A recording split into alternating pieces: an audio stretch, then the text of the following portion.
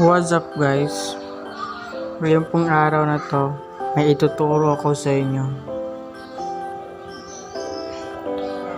Ituturo ko po sa inyo kung paano maglagay ng sound effect or paano mag-download ng sound effect. Una po, manood po tayo ng YouTube.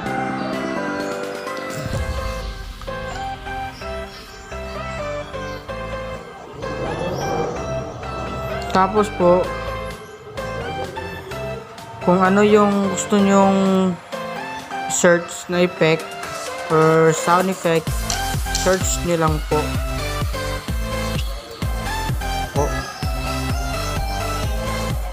Ito, memes effect download.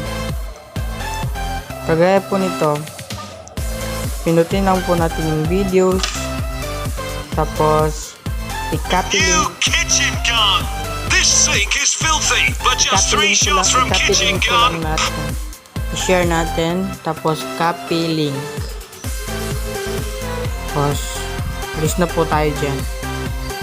Pumunta po kayo sa Google Chrome.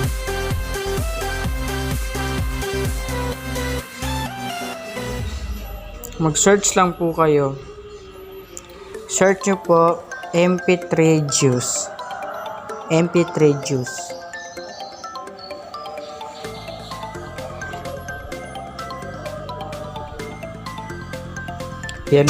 Yan po yung unang-unang makikita nyo na lalabas. MP3 Juices free MP3 downloads. Yan po. Dito na po tayo sa downloader. Ito po yung ikalawang lalabas. Kaya paste. Yan po. Tapos i-search po natin siya. Yan po. Tapos ma-download na po natin siya. I-download na po natin siya. Kaya titignan ko yung na-download ko na.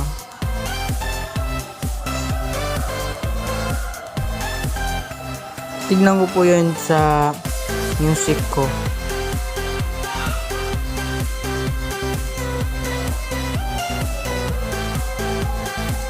Parang nga yun.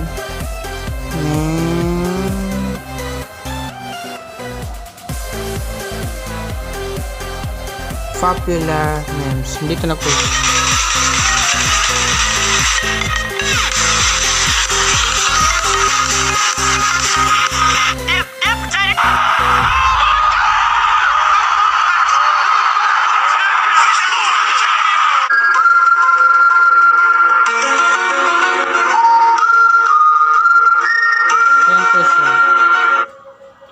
Tapos po, kung ilalagay na po natin yung sound effect, okay, pumunta po tayo sa KineMaster. I-open lang po nyo siya. Okay lang po.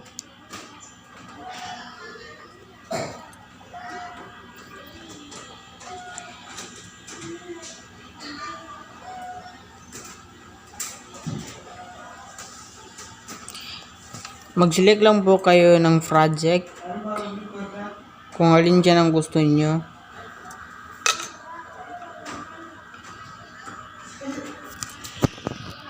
Halimbawa po natin, magkuha tayo ng videos.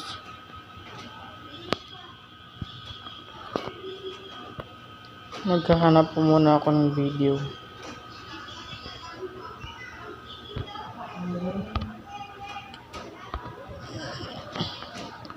Halimbawa ito. Yan.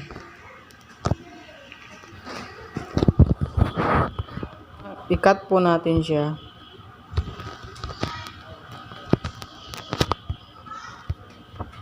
Tapos maglalagay po tayo ng music.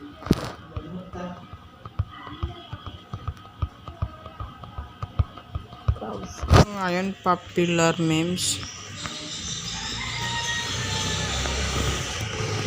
Popular memes.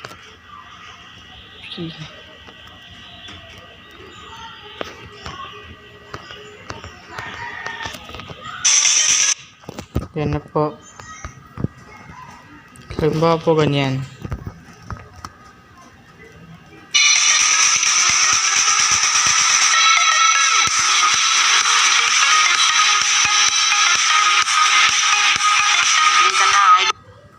Tapos, medyo hinaan po natin yung audio niya.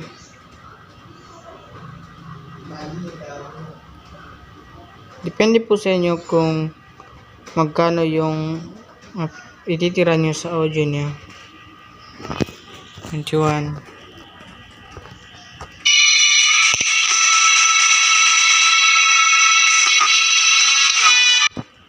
Ganyan po.